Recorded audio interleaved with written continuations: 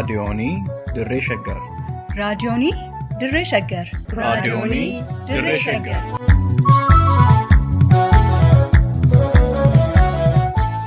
Raadiyoonii Dirree Shaggar. Raadiyooniin Dirree Shaggar torbaan guutuu guyyoodhaan galgalatti sa'aatii tokkorraa eegalee hamma sa'aatii tokkoof walakkaatti dambalii gabaabaa meetir baandii 19 kiiloo heerzii 15,415 irratti qophii dabarsuu hamma jalqaba. Raadiyoonii Dirree Shaggar.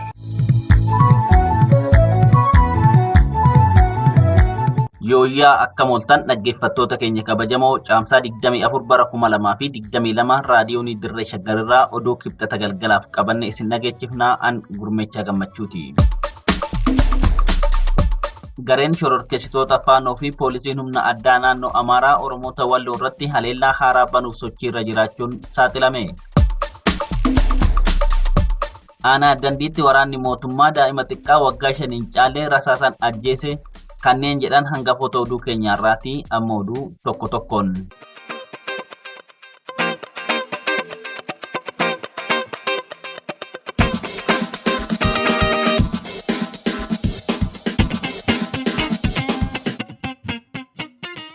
Gareen shororkeessitoota faannoo fi poolisiin humna addaa naannoo Amaaraa ajjechaa jumlaa dabalatee yakkoota jajjaboo seerota mirgoota namoomaa idil addunyaa cabsan adda addaa kutaalee biyyattii garaagaraa keessatti raawwachaa kan turan yoo ta'u, guyyoota 3 darbanirraa jalqabee immoo Walloo aanaa Jillee Dhummuugatti haleellaa haaraa banuuf humni guddaan bobba'ee aanicha marsee jiraachuu maddeen raadiyoonii Dirree Shaggaritti himan. Maddeen raadiyoonii Dirree Shaggar bakka sirraa yaadanuuf qoodaniin garee shororkeessitoota faannoo fi poolisiin humna addaa naannoo Amaaraa Walloo aanaa Jillee Dhummuugaa gandoota akka naannoftuu Wasan Qurqurii fi Baalcii marsanii qubsiifamaa jiraachuu ragaa baaniiru. Finxaaleeyyiin naannoo Amaaraa Shawaa Roobitirraa fe'amanii daangaa aanaa Jillee Dhummuugarra qubsiifaman kunneen xiyyeeffannaa isaanii gandoota 3 eeraman qofatti osoo hin daangeffamne guutummaa aanaa Jillee Dhummuugarratti xiyyeeffachuu isaaniitiin uummanni Oromoo of eeggannoo jabaa gochuu akka qabus dhaamaniiru. Mootummaa federaalaa olaantummaa seeraa kabachiisuuf naannoo Amaaraa keessatti tarkaanfii fudhachaa jira wayita jedhutti gareen shororkeessitoota faannoo fi poolisiin humna addaa naannoo Amaaraa uummata nagaa haleeluuf qophaa'uunsaa tarkaanfii mootummaa fudhachaa jira jedhu soba ta'uusaa kan agarsiisu akka ta'e kan dubbatan maddi keenya. Gareewwan shororkeessoon kunniin akkuma kanaan duraa namoota nagaa irratti yakkoota ajjeechaa jumlaa fi manneen jiraattotaa gubuu otoo hin raawwatin mootummaan tarkaanfii hatattamaa akka fudhatu gaafataniiru. Liiban Jaarsotu gabaase. Waraanni mootummaa Bilxiginnaa sababa sakatta'iinsa waraana bilisummaa Oromootiif socho'aa ture godina Shawaa Lixaa aanaa Dandii magaalaa Boddaatti daa'ima xiqqaa umuriinsaa ganna 5 caalee rasaasaan ajjeesuun dhaga'ame. Maddi raadiyoonii Dirree Shaggar tokko yaadanuuf qoodaniin waraanni mootummaa konkolaattota muraasan magaalaa Tullu Boolloo irraa ka'ee karaa magaalaa Boddaatiin gara magaalaa Gincii deemaa ture. Aanaa Dandii ganda qonnaan bulaa Bodda Bosoqaa magaalaa Boddaatti caamsaa 21 bara 2022 daa'ima xiqqaa maqaansaa Nunnuu Bantii jedhamu rasaasaan ajjeesuu dubbatu. Namni kun akka jedhanitti bakka daa'imni ol adeeman kun ajjeefametti lolli tokkoyyuu akkan turre himan. Sirni Bilxiginnaa fi waraanni isaa miira namoomaa hin qaban kan jedhu maddi keenya bakkuma hundatti shokkokii bineensaallee yoo dhaga'an shaneedha jedhanii dhukaasa banuun uummata nagaa ajjeesaa fi shororkeessaa jiraachuu dubbatu. Gochaan isaanii kunis sodaa guddaa qabaachuu isaanii mul'isa kan jedhan namni kun naamusa waraanni tokko qabaachuu qabu osoo hin qabaatin silaa uummata nagaaf dursa kennu malee uummata hin ajjeesan jedhan. Sirni Bilxiginnaa dhugaa qabatamaa uummanni beekuu fi barbaadu waan harkaan qabneef jaarsa fi jaartii dhiira fi dhalaa akkasumas xinnaa fi guddaa osoo hin jedhin kan ajjeesu ajjeesee kan hidhu hidhee afaan qawween uummata dhiitee bulchuuf hojjechaa jiraachuusaa himu. Duula amma gaggeessaa jiran kanaan miidiyaa qofarratti maqaa tolfachuuf duula Opereeshinii Abawoo Shanee jedhu malee kan akka baala mukaatti harcaa jiru uummata nagaa dhimma siyaasaa quban qabne kan jireenya guyyuu mo'achuuf ifaajee bulu ta'uu dubbatu. Irra keessa maqaa duulichaatu duula Abawoo Shanee dhabamsiisuu jedha malee qabatama lafarra jiruun duulichi duula Oromoo dhabamsiisutii jedhaniiru. Gochaan sirnichaa fi waraana isaa bifa amma jiruun kan itti fufu taanaan shakkii tokko malee egeree uummata Oromootiif sodaa qofa osoo hin taane gufuu guddaa ta'uun akka namni himan. Kan gabaase Wabii Waaqoti. Olaantummaa seeraa kabachiisuuf tarkaanfiin mootummaa federaalaa naannoo Amaaraa keessatti fudhachaa jiru burjaajii uumaa jira jedhame. Garee shororkeessitoota faannoo seeraan ala hidhatanii gara kutaalee biyyattii garaagaraa keessatti bobbaafamuun yakkoota suukaneessoo fi mirgoota namoomaa faallessan raawwachaa turuu maddiitti laphee dhiibanii mootummoota naannolee fi federaalaa akeekkachiisuun ragaanii kan turan yoo ta'u, olaantummaa seeraa kabachiisuuf tarkaanfii garee shororkeessitoota kanneen irratti fudhatamuu jalqabameen namoonni 4,500 ol to'annoo jala ooluu mootummaan naannoo Amaaraa beeksiseera. Itti gaafatamaan biiroo bulchiinsaa fi nageenyaa naannoo Amaaraa obbo Dassaaleny Xaasoo televezyiinii naannoo Amaaraatti akka himetti tarkaanfii olaantummaa seeraa kabachiisuuf fudhatameen namoota maqaa faannoon gurmaanii yakkoota garaagaraa raawwachuun shakkaman 4,500 ol to'annoo jala kan oolfaman yoo ta'u, kanneen keessaa namoonni 210 ta'an ajjeechaadhaan shakkamanii qorannoon irratti taasifamaa jiraachuu dubbateera.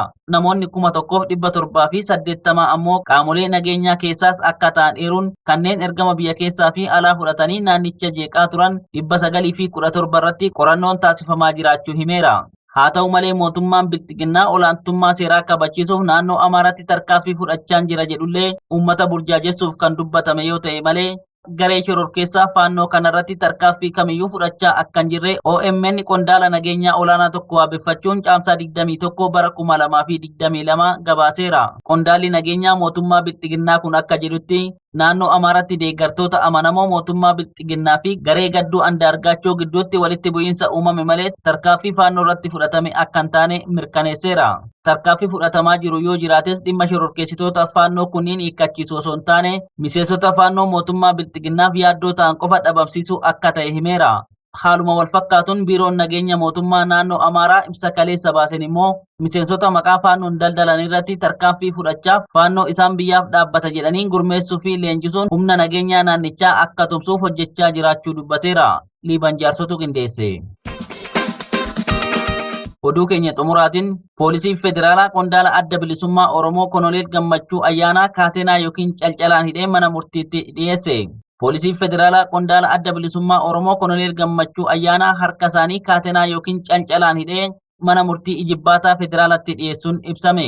Maddi raadiyoonii Dirree Shaggar dhaddacha mana murtii ijibbaataa federaalaa irraa dhimma Konoleel Gammachuu Ayyaanaa ilaalchisee caamsaa 23 bara 2022 gaggeeffame irratti argaman tokko akka jedhanitti poolisiin federaalaa harka Konoleel Gammachuu kaatenaa yookiin calcalaan hidhee mana murtiitti dhiyeessuu ijaan arguu ibsan. Qondaala dhaaba siyaasaa beekamtii qabanii fi nama uummata bal'aa biratti kabajaa fi jaalala guddaa qaban akka hattuutti harka isaanii hidhuun dhaddachatti dhiyeessuun sirrii akka hin taane maddi kun raadiyoonii Dirree Shaggaritti himaniiru. Itti dabalaniis harka Konoleel Gammachuu Ayyaanaa calcalaan hidhuun Konoleel Gammachuu Ayyaanaa xiqqeessuu isaanitti haa fakkaatu malee nama qondaala jaarmiyaa siyaasaa guddaa ta'e tokko harka isaa hidhanii mana murtii geessuun xiqqummaa sirnichaa agarsiisaa jedhan. Konoleel Gammachuu osoo gara mana murtii hin fidin dursanii achi gahuu isaanii kan nutti himan maddi keenya poolisiin yeroo isaaf fidee dhufu harki isaanii calcalaan hidhamee jiraachuu akka ijaan argan dubbatu. Akkasuma erga dhaddachi goolabame poolisiin harka Konoleel Gammachuu Ayyaanaa calcalaan hidhuun fuudhee akka deeme suuraa yeroo poolisiin harka isaanii hidhu kaasan nuuf erganiin mirkaneessaniiru.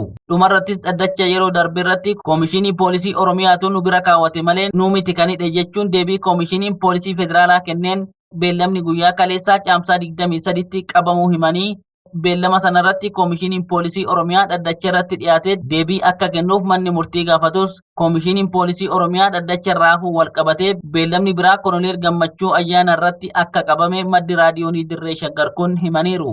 Kan gabaase Wabii Waaqoti. Hayyee dhaggeeffattoota keenya kabajamoo oduu namaaf qabnu kanumaa qophii keenyaaf waliin turtii gaarii qabaadha.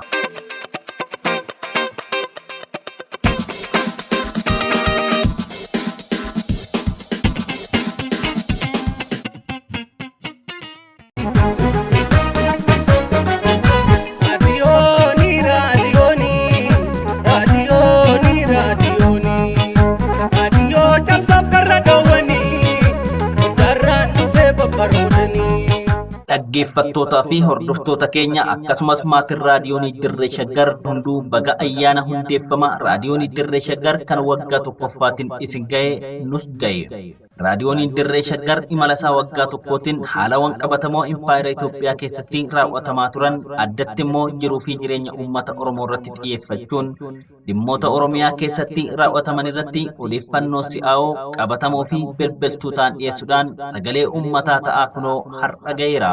Kana malees dhimmoota jajjaboo uummata Oromoo fi Oromiyaa ilaallatan giddugaleessa godhachuudhaan sagantaalee adda addaa kanneen akka nadhii aadaa, seenaaf seexaa, hubannoo beektotaa, haqaa fanqii, cimmisa miidiyaa, lafaaf lafee fi kan yaada keessan keessummeessaa ture sagantaa isin maal jettuu torbanitti al tokko qopheessuun isiniif dhiyeessaa yoo nagayeera. Raadiyooniin Dirree Shaggar sagalee uummata Oromoo ta'uudhaan imala isaa waggaa tokko yoo ayyaaneffatu gammachuu olaanatu itti dhaga'ama. Gara fuulduraattis aantummaa ummatichaaf qabu jabaatee itti fufuun sagalee uummata Oromoo haqa irratti hundaa'ee akka ta'u asumaan waadaa gala.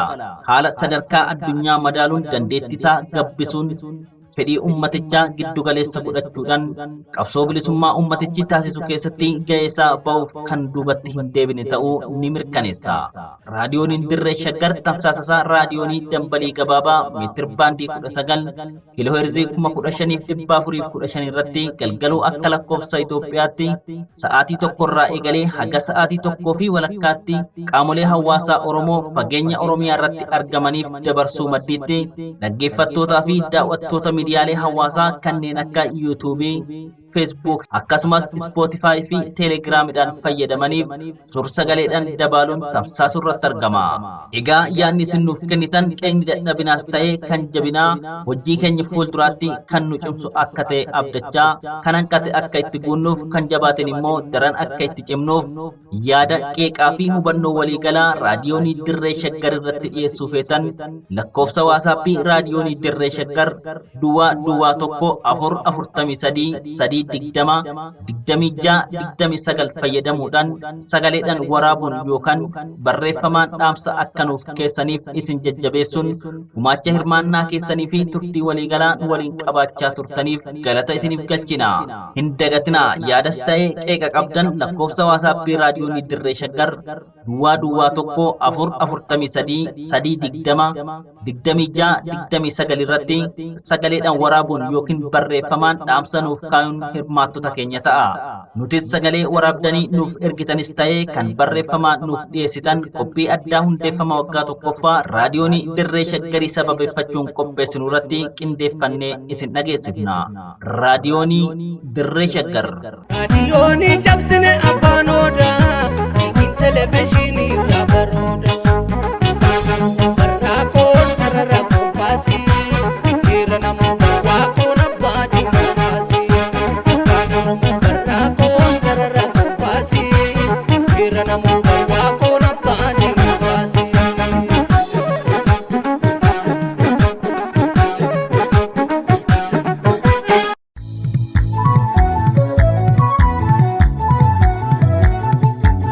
raadiyoonii Dirree Shaggar.